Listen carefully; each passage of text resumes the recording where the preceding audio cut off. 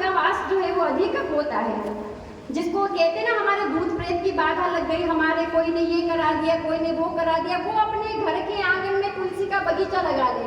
जहाँ तुलसी देवी है वहाँ कोई बुरी बाधा नहीं आ सकती, कोई भूत प्रेत। अपन गाते ना हनुमान चालीसा में, भूत प्रेत जो भूत पिशाच निकट नहीं आवे, महावीर जब नाम सुनावे। तो श्री ठाकुर जी की प्रिय तुलसी जहाँ रहती है वहाँ कोई भूत प्रेत की बाधा होती नहीं है। तो तुलसी जी का बगीचा जो है लगाना चाहिए, अधिक से अधिक तुलसी जी। और तुलसी जी की बहुत महिमा महाराज, अगर बात निकली है तो कह ही दे अब आपको। जिस व्यक्ति ने जीवन में कुछ नहीं किया हो लेकिन अपने जीवन में एक बार श्री ठाकुर जी के यहाँ पर दीप दान कर दिया हो। कैसे करना है दीप दान? एक तुलसी की सूखी लकड़ी ले लो, ध्यान से सुनना। तुलसी की सूखी लकड़ी ले लो और उसको गाय के देसी घी में भिजो करके, और ऐसे नहीं लगे तो भले उसमें थोड़ी सी रुई लपेट ले और उसको गाय के घी में भिजो करके, और श्री ठाकुर जी का जहाँ आपका मंदिर है ना, घर सबके घर में छोटा सा मंदिर तो होता ही है, तो उसके यहाँ पर दीपदान करना चाहिए। माने कि ऐसे दीपक जला देना चाहिए। जीवन में एक बार भी जिसने एक दीपक भी ऐसे लगा दिया ठाकुर जी के मंदिर में, उसको वैकुंठ में वास मिलता है। मानो भले पूरी जिंदगी फिर आप कुछ भी मत करो। और ये अधिक का महीना चल रहा है, इसलिए पूरे महीने दीपदान करने का फल जो है वो अच्छा होता है। लेकिन कोई नहीं कर सका हो तो अमावस्या के दिन जो है, आखिरी वाले दिन श्री ठाकुर जी को आपसे जितने बने उतने दीपक इस प्रकार से लगा देना चाहिए। तुलसी की सूखी लकड़ी हो पर महाराज। और अगर देखो पैकेट का घी नहीं चलेगा, पैकेट के घी में चर्बी होती है, वो तो ना खाना चाहिए ना छूना चाहिए, छूने के लायक भी नहीं है वो घी, तो इसलिए पैकेट का घी नहीं चलेगा, गाय का देसी घी चलेगा। और वो नहीं हो आपके पास तो आप तेल से लगा दो, तेल से लगा दो। पर ये भैंस का घी भी नहीं चलेगा, क्योंकि भैंसा किसकी सवारी है बताओ? यमराज की। तो भैंस के घी से अगर हम ये यज्ञ भी करते ना हमारे, तो देवताओं को नहीं जाता। गाय की इतनी महिमा है, वो देवताओं को नहीं पहुंचता, वो तो यमराज के दूतों का पालन पोषण करता है। वो यमराज भी कहते वाह हमारा पालन पोषण ज्यादा हो रहा महाराज, अभी तो था देवता तो दुर्बल हो गए और यमराज के दूत जो है प्रबल हो गए, क्योंकि आजकल पैकेट वाला घी इस्तेमाल कर रहे हैं या फिर भैंस का घी। गाय पालता कौन महाराज?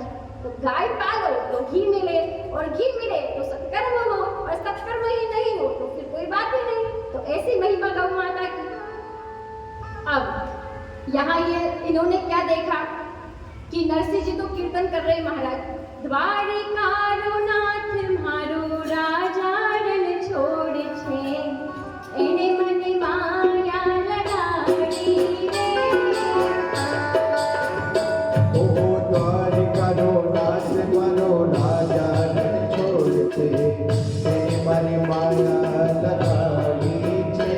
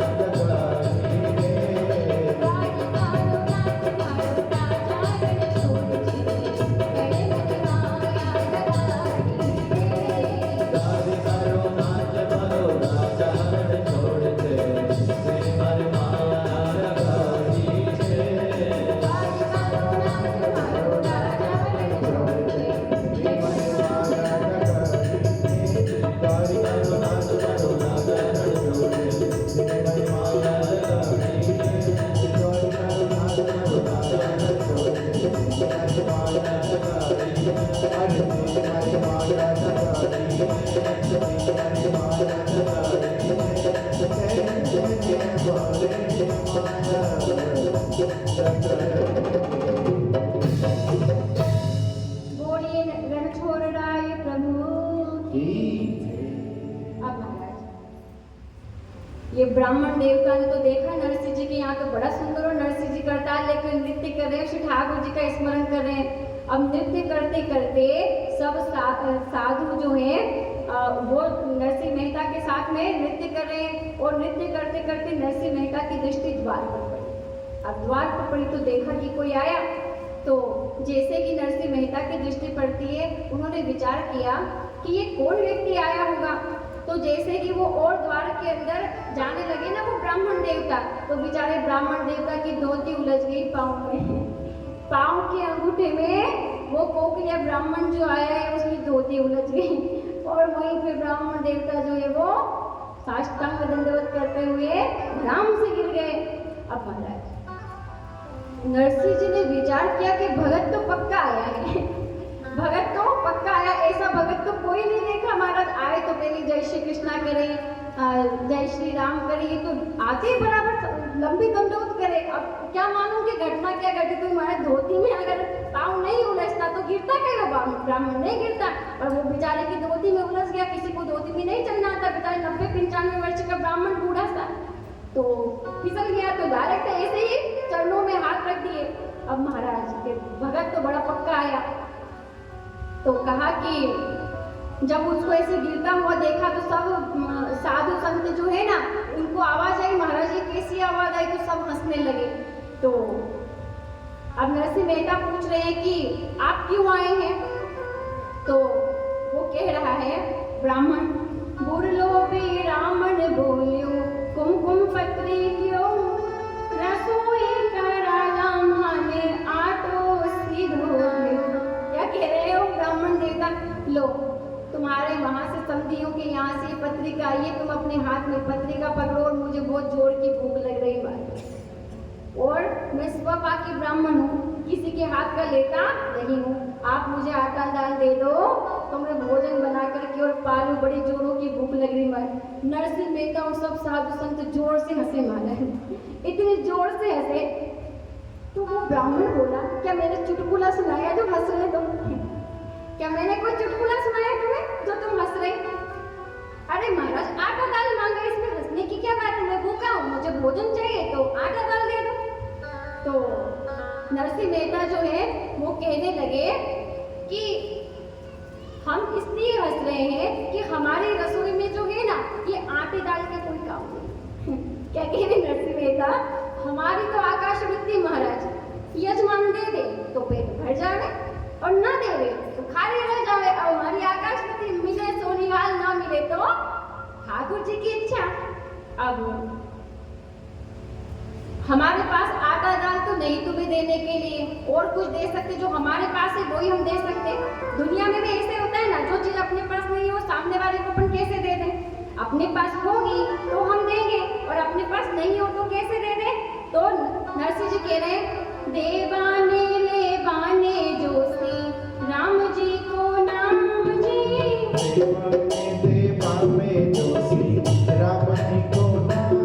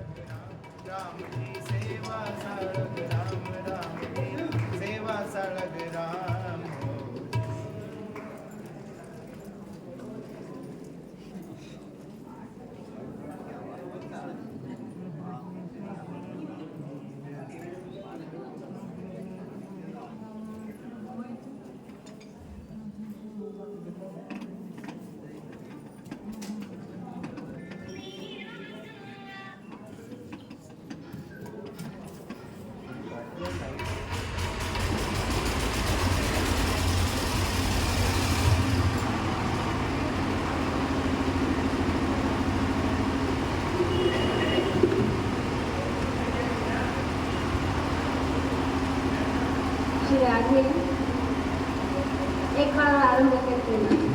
देवाने ले बाने जोशी राम जी को नाम जी, देवाने जोशी राम जी को नाम जी, तुलसी जी की माला ले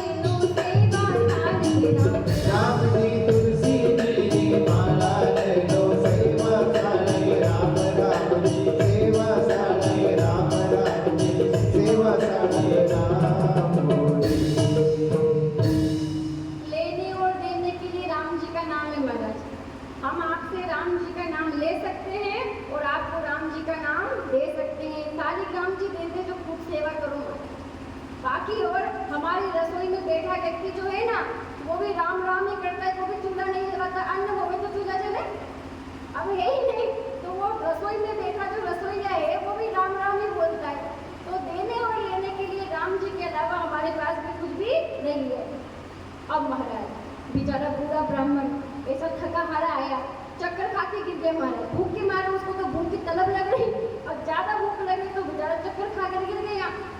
अब नरसिंह जी ने उसको जगाया, थोड़े छींटे डाले महाराज, थोड़े छींटे डाले और उसको चेतन करना चाहा तो वो ब्राह्मण जो है ना वो चेतन अवस्था में तो आ गया लेकिन फिर भी उठ नहीं रहा। तो नरसिंह जी ने युक्ति करी, नरसिंह जी ने ध्यानदास जी से कहा, अरे ध्यानदास जी वो रसोई में तुम्बा रखा वो लेकर आओ, वो बड़ा वाला तुम्बा लेकर आना। तो वो मूर्छित अवस्था से जागा हुआ ब्राह्मण जो है उसने विचार किया कि इनने तुम्बा मंगाया, मतलब कि रसोई में से तुम्बा आ रहा, तुम्बा माने कि कमंडल हो, वो भी बड़ा वाला, तो रसोई में से आ रहा मतलब जरूर कुछ खाने की चीज होगी मारा। तो काजू बादाम किशमिश मखाने रखे होंगे तो थोड़े खा लूंगा तो थोड़ा तो पेट भर जाएगा। तो बेचारे के आस जगी, पर आस झूठी थी वो, अब आस जगी कि कुछ मिल जाएगा। तो कहा कि लो ये तुम्बा ले लो। तो तुम्बा लिया उस ब्राह्मण ने हाथ में और हाथ डाला उसमें, तो कुछ नहीं मिला, कुछ हो तो मिले। तो तुम्बे में हाथ डाले और नरसिंह जी की तरफ देखे, बार बार हाथ डाले बाहर निकाले, हाथ डाले बाहर निकाले, नरसिंह जी की तरफ देखे कि क्या हुआ, कि इसमें तो कुछ भी नहीं है, कि अच्छा कुछ नहीं है, इसमें क्या दिख रहा है तुमको, कि हवा दिख रही है, कि बस हवा ही है और कुछ भी नहीं है महाराज। तो फिर कहने लगे नरसिंह जी कि ये कमंडल इसलिए दिया है कि तुम हमारे इन साधु संतों के साथ में जो ये भिक्षा मांगने जाते हैं ना, इनके साथ में तुम भी चले जाओ और जो मिलेगा वो लेकर के कमंडल में आ जाना, और सुनो साथ में लकड़ियां भी लेकर आ जाना, साथ में लकड़ियां भी लेकर आ जाना और तुम भोजन बनाना और पाना और हमको भी पवाना।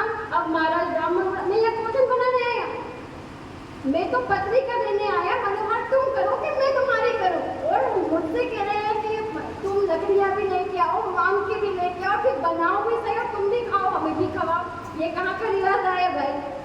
तो वो तो ब्राह्मण देवता जो है रूठ करके और चले गए। अब इधर क्या होता है, जब नरसिंह मेहता ने वो पत्रिका देखी तो नरसिंह मेहता का पत्र पढ़ने का तो अंदाज ही निराला है, ठाकुर जी सहायक है, ऊपर लिखा है और नीचे लिखा है नरसिंह मेहता के वास्ते। अब जो ही ये देखा कि ठाकुर जी सहायक है नरसिंह मेहता के वास्ते, बीच का तो पढ़ा ही नहीं, कुमकुम पत्री बाँच नरसिंह मगन भया, माने माँ का ब्याही जी ने याद तो किया, भगत वत्सल प्रभु सारे सब काज जी, भगत वत्सल प्रभु सारे सारे काज जी, राज राज नानी मैया ठाकुर ने राज सावरा, ठाकुर ने राज सावरा, ठाकुर ने राज। अब महाराज कुमकुम पत्री बाँच नरसिंह मगन भया, नरसिंह जी ने तो पत्रिका में ठाकुर जी का नाम क्या देखा और फिर ठाकुर जी के नाम के साथ अपना नाम क्या देखा। अब भक्त का सम्मान जो है वो भगवान का नाम ही महाराज, अगर कोई अपने से मिले और जय श्री कृष्णा कर ले तो अपने को यही सम्मान लगता है, मेरे प्रभु को याद किया, इसने मेरे प्रभु का सम्मान किया, ये मामूली बात नहीं महाराज। अगर कोई अपने से जय श्री कृष्णा बोलता है तो हमें खुश होना चाहिए, क्यों खुश होना चाहिए, इसने हमारे आराध्य की याद हमको दिलाई है। गुड मॉर्निंग गुड नाइट ये सब चीजें हमें नहीं बोलनी चाहिए, क्या बोलना चाहिए, उठते ही बराबर पूरे परिवार वालों का नियम होना चाहिए, छोटे से छोटा बच्चा हो कि बूढ़े से बूढ़ा व्यक्ति हो, आपस में जब मिलो तो जय श्री कृष्णा करो, उठते बराबर जय श्री कृष्णा करो और सोने से पहले जय श्री कृष्णा करो, फिर आपको देखो परिवार में कैसा माहौल होता है। अब आजकल तो उठते हैं तो गुड मॉर्निंग और सोते हैं तो गुड नाइट, ये कुछ भी नहीं, अंग्रेजी धारा जो है इसको बंद करो और जय श्री कृष्णा और जय श्री कृष्णा, जय श्री राम, राधे राधे, माता दी, इन सबका नाम ले मत, जो नाम आपको प्रिय हो आप कहोगे, वरना तिलक लगा के देखे जो कृष्ण कृष्ण की बात करें, क्या करें महाराज, कृष्ण वाले हैं लेकिन हम सबको सम्मान देते हैं जिसकी जिसमें रुचि हो, क्योंकि हमारे ठाकुर जो है ना हरि व्यापक सर्वत्र समाना, प्रेम ते प्रकट होई में जाना। ऐसा दुनिया का कोई कण नहीं है जिसमें मेरा कृष्ण नहीं है, कोई कण नहीं है। अखिल ब्रह्मांड का नायक श्री कृष्ण है, चाहे उससे कोई कितना ही भागता फिरे महाराज, अप्रत्यक्ष रूप में हर व्यक्ति कृष्ण की पूजा कर रहा है। अप्रत्यक्ष रूप में भले अभी वो कह रहा है कि हम तो कृष्ण जी को नहीं मानते, हम तो राम जी को मानते, हम तो शिव जी को मानते, हम तो माता जी को मानते। ये सब कहाँ से आई महाराज? भागवत जी खोल के देखो, ये सब देवी देवता श्री ठाकुर जी के अंग है। और अंग जो है ना, अगर हम कहें कि अगर हमारा हाथ हमसे अलग हो जाए तो आप कहोगे तो हम तो इस हाथ की पूजा करेंगे। तो भले आप हाथ की पूजा करें, पर है तो हमारे शरीर का, है तो हमारा ही ना। तो ये जितने भी देवी देवता है तो श्री कृष्ण के अंग स्वरूप ही। तो भले कोई कितना भी एक में रहे महाराज, हम तो कृष्ण को नहीं मानते, हम तो राम जी को मानते, हम तो माता जी को मानते, आप किसी को भी मानो, पर गीता जी में भगवान ने कहा है, क्या कहा है कि सब में मैं हूँ और सब मुझ में है। सब में मैं हूँ और मुझ में सब है। प्रलय होता है तब क्या होता है? सब कुछ भगवान के उदर में, पेट में समा जाता है। और सृष्टि होती है तब क्या होता है? सब उनके उदर से, नाभि में से कमल हुआ, कमल में ब्रह्मा हुए, ब्रह्मा से सृष्टि का सर्जन हो गया। तो सब कुछ तो ठाकुर जी के गर्भ में, हम सब ठाकुर जी के गर्भ में रह चुके। इसलिए ठाकुर जी को माँ कहते हैं, क्योंकि बच्चा जो है माँ के गर्भ में रहता है, इसलिए ठाकुर जी हमारी माँ है महाराज। और हमारा पालन पोषण करते हैं, इसलिए पिता भी है। तो त्वमेव माता च पिता। तो यहाँ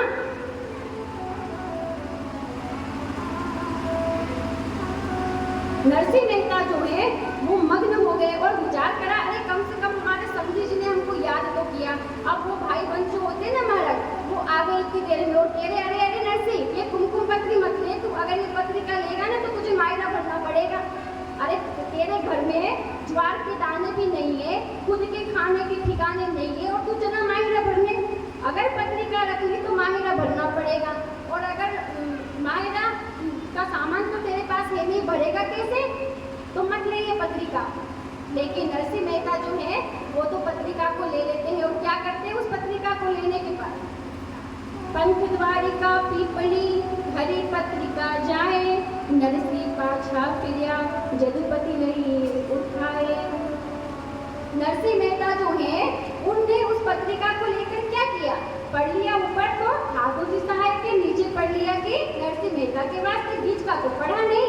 और वो पत्रिका जो है वो द्वारिका के मार्ग में एक पीपल का वृक्ष होता है, उस पीपल को ही श्री ठाकुर जी का स्वरूप मान करके और वो पत्रिका वहां बदला दी। क्योंकि अपन कहते हैं ना पीपल में नारायण का वास होता है, तो पीपल जो है ऐसा वृक्ष है, अपन पूजा भी करते हैं तो पीपल में श्री ठाकुर जी का वास होता है। पीपल भगवान का ही स्वरूप है, तो भगवान का स्वरूप मान करके वो पत्रिका जो है नरसिंह जी ने पीपल के पेड़ के नीचे रख दी। और जो भी पत्रिका को वहां रखा है, नरसिंह जी तो पत्रिका रख के ऐसे मुड़े, इतनी देर में तो मानो ठाकुर जी प्रतीक्षा कर रहे हो महाराज। ठाकुर जी ने पत्रिका उठा ली, क्या देखा है? नरसिंह जी पाछा फिरिया जदुपति लही उठाए। नरसिंह जी तो पीछे घूमे, इतनी देर में तो श्री ठाकुर जी ने पत्रिका उठा ली महाराज। और पत्रिका उठा ली और उसके बाद में फिर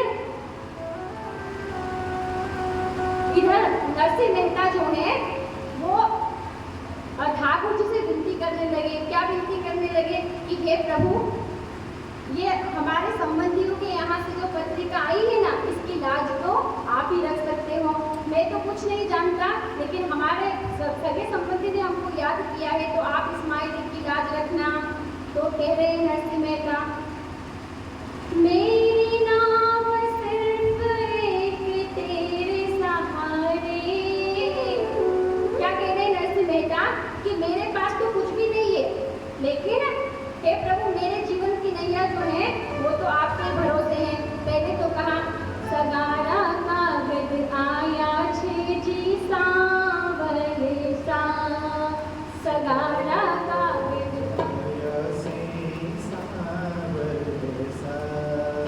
सगारा कागज आया छे जी सांवरे सा।